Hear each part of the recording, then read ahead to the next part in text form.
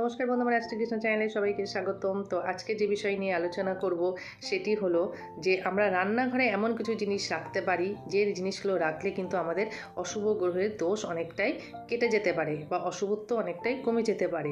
তো সেই বিষয় নিয়ে আমরা আজকে আলোচনা করব। আমরা হয়তো অনেকে ধনী হওয়ার স্বপ্ন দেখি, কিন্তু সেই ধনী কি আমাদের বাস্তবিত হয় না। কেন? আমাদের জন্মকুণ্ডলিতে দেখতে হবে যে আমাদের শুভত্ব গ্রহগুলো শুভত্বের স্থানে আছে কিনা। আর যদি না থাকে তাহলে সেই অশুভত্বকে কাটিয়ে আপনাকে শুভত্ব স্থানে আনতে হবে। তো সেইগুলো নিয়েই আজকে আলোচনা করব। এমন কিছু গ্রহ আছে, সেই গ্রহগুলো আমাদের যদি শুভ না থাকে তো আমাদের জীবনে অনেক অবনতি ঘটে বা অনেক কিছু সমস্যার সম্মুখীন হতে হয়। তো সেই রকমই আমি কিছু আপনাদেরকে কিছু টিপস দেব, যে টিপসগুলো হয়তো কিছুটা আপনাদের এই গ্রহগুলোর প্রতিকারে কাজে লাগবে। তো আজ প্রথমেই আসি রবি যদি কারোর শক্তিশালী থাকে, মানে সূর্য রবি যদি কারোর শক্তিশালী থাকে তাহলে কিন্তু সে সর্বত্রই উন্নতি লাভ করে। তার নাম